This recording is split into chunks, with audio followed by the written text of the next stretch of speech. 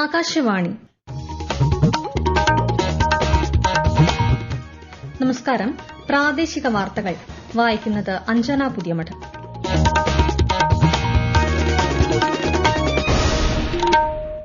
പ്രധാന വാർത്തകൾ. വാളയാർ ആൾക്കൂട്ട മർദ്ദനത്തിൽ കൊല്ലപ്പെട്ട അതിഥി തൊഴിലാളി റാം നാരായൺ ഭാഗേലിന്റെ കുടുംബത്തിന് 30 ലക്ഷം രൂപ നഷ്ടപരിഹാരം നൽകുമെന്ന് മുഖ്യമന്ത്രി പിണറായി വിജയൻ. സംസ്ഥാനത്ത് നൽകിവരുന്ന നേറ്റിവിറ്റി സർട്ടിഫിക്കറ്റിന് പകരം ഫോട്ടോ പതിപ്പിച്ച സ്ഥിരം നേറ്റിവിറ്റി കാർഡ് നൽകാൻ സംസ്ഥാന മന്ത്രിസഭായോഗം അംഗീകാരം നൽകി. തീവ്ര വോട്ടർ പട്ടിക പരിഷ്കരണത്തിന്റെ ഭാഗമായി പരാതിരഹിത സംവിധാനം ഉറപ്പാക്കാൻ 4 ഇലക്ടറൽ റോൾ ഒബ്സർവർമാരെ നിയോഗിച്ചതായി മുഖ്യ തെരഞ്ഞെടുപ്പ് ഓഫീസർ. ക്രിസ്മസ് ആഘോഷങ്ങൾക്കൊരുങ്ങി സംസ്ഥാനം.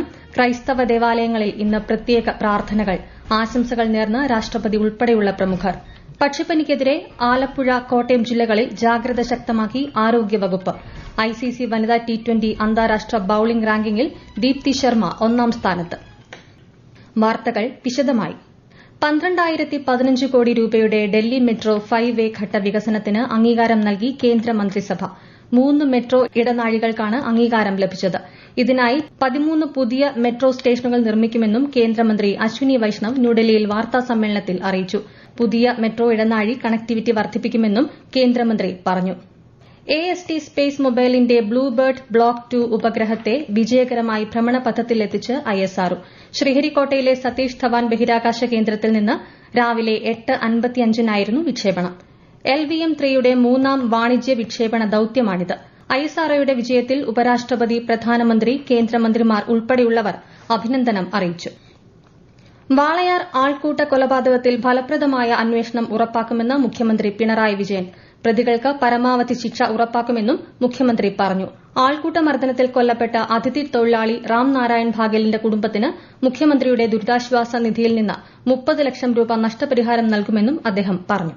അപരവിദ്വേഷത്തിന്റെ ആശയങ്ങളിൽ പ്രചോദിതരായ ഒരു സംഘം ആളുകളാണ് പാലക്കാട് വാളയാറിൽ ഛത്തീസ്ഗഡ് ബിലാസ്പൂർ സ്വദേശി രാംനാരായൺ ബാഗേലിനെ കൊലപ്പെടുത്തിയത്. പ്രതികളിൽ ചിലർ ക്രിമിനൽ പശ്ചാത്തലവും വർഗീയ മനസ്ഥിതിയുമുള്ളവരാണ്. രാംനാരായൺ ബാഗേൽ കൊല്ലപ്പെട്ടത് കേരള മനസാക്ഷിയെ ഞെട്ടിച്ച സംഭവമാണ്. കുടുംബത്തെ സംരക്ഷിക്കാനാണ് ആ ചെറുപ്പക്കാരൻ ഛത്തീസ്ഗഡിൽ നിന്ന് ഇവിടെ എത്തിയത്. ആ കുടുംബത്തിന് മുഖ്യമന്ത്രിയുടെ ദുരിതാശ്വാസ നിധിയിൽ നിന്ന് 30 ലക്ഷം രൂപ ധനസഹായം അനുവദിക്കാൻ ഇന്ന് ചേർന്ന മന്ത്രിസഭാ യോഗം തീരുമാനിച്ചു. സംസ്ഥാനത്ത് കരോൾ സംഘങ്ങൾക്ക് നേരെ നടന്ന ആക്രമണം അംഗീകരിക്കാനാകില്ലെന്നും സംഭവത്തിൽ അടിയന്തര അന്വേഷണത്തിന് ഉത്തരവ് നൽകിയിട്ടുണ്ടെന്നും മുഖ്യമന്ത്രി പറഞ്ഞു. ക്രിസ്മസ് ആഘോഷങ്ങൾ തടഞ്ഞ സ്കൂളുകൾക്ക് നേരെ നടപടിയെടുക്കുമെന്നും മുഖ്യമന്ത്രി വാർത്താസമ്മേളനത്തിൽ അറിയിച്ചു. സംസ്ഥാനത്ത് നൽകിവരുന്ന നേറ്റിവിറ്റി സർട്ടിഫിക്കറ്റിന് പകരം ഫോട്ടോ പതിപ്പിച്ച സ്ഥിരം നേറ്റിവിറ്റി കാർഡ് നൽകാൻ മന്ത്രിസഭായോഗം അംഗീകാരം നൽകിയതായി മുഖ്യമന്ത്രി പിണറായി വിജയൻ. സംസ്ഥാന സർക്കാരുമായി ബന്ധപ്പെട്ട സേവനങ്ങൾക്കും മറ്റ് സാമൂഹ്യ ആവശ്യങ്ങൾക്കും ഉപയോഗപ്പെടും വിധമുള്ള നിയമ പിൻബലത്തോടുകൂടിയ ആധികാരിക രേഖയായാണ് കാർഡ് നൽകുക. തഹസിൽദാർമാർക്കായിരിക്കും കാർഡിന്റെ വിതരണ ചുമതല. തീവ്ര വോട്ടർ പട്ടിക പരിഷ്കരണത്തിന്റെ ഭാഗമായി പരാതിരഹിത സംവിധാനം ഉറപ്പാക്കാൻ 14 ജില്ലകൾക്കുമായി 4 ഇലക്ടറൽ റോൾ ഒബ്സർവർമാരെ നിയോഗിച്ചതായി മുഖ്യ തെരഞ്ഞെടുപ്പ് ഓഫീസർ രത്തൻ യു ഖേൽക്കർ. IAS ഉദ്യോഗസ്ഥരായ MG Rajamanickam, K Biju, Tinku Biswal, K Vasuki എന്നിവരെയാണ് നിയോഗിച്ചിട്ടുള്ളത്. തീവ്ര വോട്ടർ പട്ടിക പരിഷ്കരണത്തിന്റെ ഭാഗമായി പ്രസിദ്ധീകരിച്ച കരട് വോട്ടർ പട്ടികയിന്മേലുള്ള പരാതികളും അവകാശവാദങ്ങളും അടുത്ത മാസം 22 വരെ സമർപ്പിക്കാം. ക്രിസ്തുമസ് ആഘോഷങ്ങളിൽ മുഴുകി നാടും നഗരവും. നക്ഷത്രങ്ങളും ദീപാലങ്കാരങ്ങൾ കൊണ്ടും വർണ്ണവിസ്മയം തീർത്താണ് സംസ്ഥാനം ക്രിസ്മസിനെ വരവേൽക്കുന്നത്. ക്രൈസ്തവ ദേവാലയങ്ങളിൽ ഇന്ന് പ്രത്യേക പ്രാർത്ഥനകൾ നടക്കും. തിരുവനന്തപുരത്തെ ക്രിസ്തുമസ് വിശേഷങ്ങളുമായി ആകാശവാണി ജില്ലാ പ്രതിനിധി രജു കോലിയക്കോട്. തിരുവനന്തപുരം നഗരത്തിൽ ദിവസങ്ങൾക്ക് മുൻപേ തുടങ്ങിയ ക്രിസ്മസ് ഒരുക്കങ്ങൾ പൂർണ്ണതയിൽ എത്തിയിരിക്കുകയാണ്. നഗരത്തിലെ LMSൽ മാത്രം 5000-ലധികം നക്ഷത്രങ്ങളും വൈദ്യുത ദീപാലങ്കാരങ്ങളുമാണ് ഒരുക്കിയിരിക്കുന്നത്. 120 അടി ഉയരത്തിലുള്ള ക്രിസ്മസ് ട്രീയാണ് LMSലെ പ്രത്യേകത. പുൽക്കൂടുകളും നക്ഷത്രവിളക്കുകളും ഒരുക്കിയാണ് ഉണ്ണിയേശുവിന്റെ തിരുപ്പിറവി ജനങ്ങൾ ആഘോഷിക്കുന്നത്. ജില്ലയിലെ ക്രിസ്മസ് വിപണിയും സജീവമാണ്. ക്രിസ്മസിനോടനുബന്ധിച്ച് ജില്ലയിലെ ക്രൈസ്തവ ദേവാലയങ്ങളിൽ ഇന്ന് പ്രത്യേക പ്രാർത്ഥനകളും നടക്കും. ക്രിസ്തുവിന്റെ പാത പിന്തുടർന്ന് ദയയും പരസ്പര ഐക്യവും പ്രോത്സാഹിപ്പിക്കുന്ന സമൂഹം കെട്ടിപ്പടുക്കാനായി പ്രവർത്തിക്കണമെന്ന് രാഷ്ട്രപതി ദ്രൌപതി മുർമു ക്രിസ്തുമസ് ആശംസാ സന്ദേശത്തിൽ പറഞ്ഞു. ക്രിസ്തുദേവൻ പഠിപ്പിച്ച സമാധാനം, കരുണ, ക്ഷമ മുതലായ സന്ദേശങ്ങൾ കാലാതീതമാണെന്ന് ഗവർണർ രാജേന്ദ്ര വിശ്വനാഥ് ആർലേക്കർ പറഞ്ഞു. മുഖ്യമന്ത്രി പിണറായി വിജയനും കേരളീയർക്ക് ക്രിസ്തുമസ് ആശംസകൾ നേർന്നു. സ്നേഹത്തിന്റെയും സമാധാനത്തിന്റെയും ത്യാഗത്തിന്റെയും ആഘോഷമാണ് ക്രിസ്മസ് എന്ന് മുഖ്യമന്ത്രി പറഞ്ഞു. തിരുവനന്തപുരം മാർ ഇവാനിയസ് കോളേജിന്റെ പ്ലാറ്റിനം ജൂബിലി സമാപന ചടങ്ങിൽ ഉപരാഷ്ട്രപതി സി.പി. രാധാകൃഷ്ണൻ മുഖ്യാതിഥിയാകും. ഈ മാസം 30-നാണ് സമാപന സമ്മേളനം. ഗവർണർ രാജേന്ദ്ര വിശ്വനാഥ് ആർലേക്കർ, മുഖ്യമന്ത്രി പിണറായി വിജയൻ, തിരുവനന്തപുരം കോർപ്പറേഷൻ മേയർ ഉൾപ്പെടെയുള്ളവർ സംബന്ധിക്കും. പൂർവ്വ വിദ്യാർത്ഥികളും വിദ്യാർത്ഥി പ്രതിനിധികളും പങ്കെടുക്കും.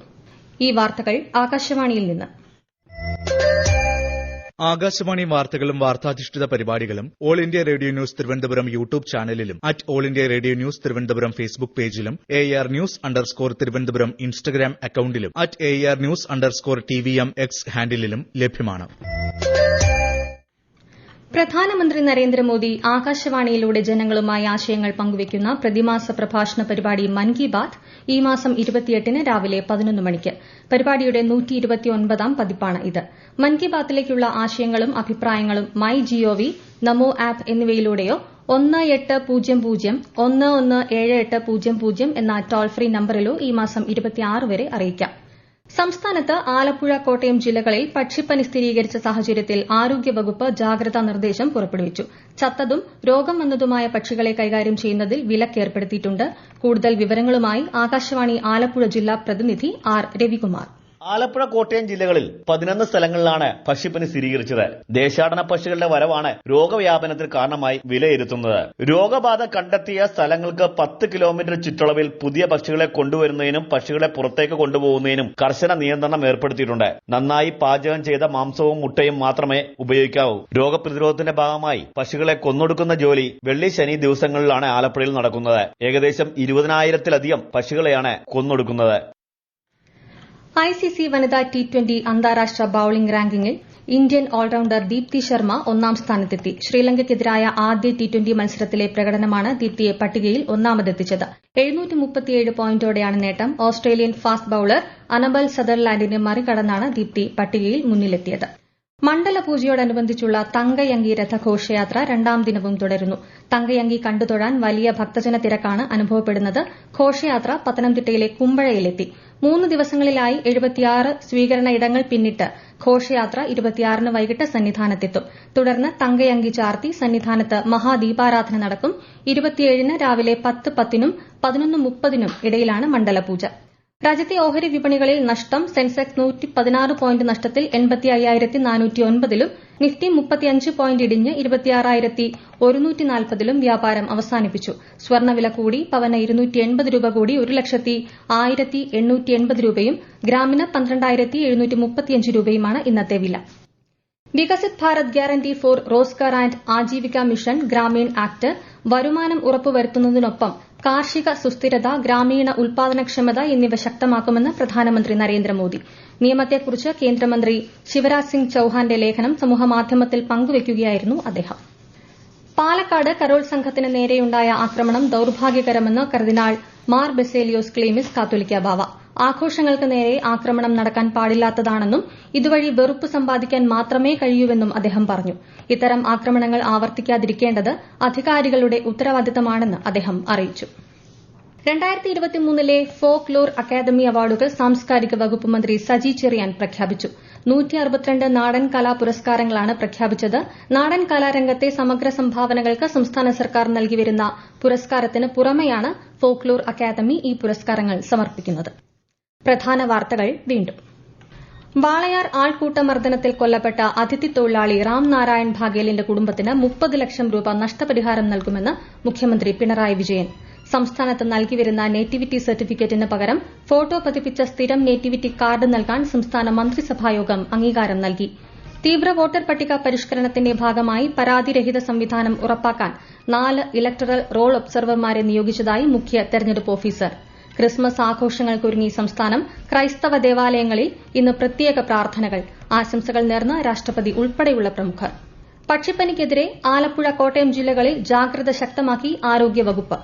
ICC വനിതാ T20 അന്താരാഷ്ട്ര ബൌളിംഗ് റാങ്കിങ്ങിൽ ദീപ്തി ശർമ്മ 1ാം സ്ഥാനത്ത്. പ്രാദേശിക വാർത്തകൾ കഴിഞ്ഞു. അടുത്ത വാർത്താ പ്രക്ഷേപണം രാത്രി 7:25.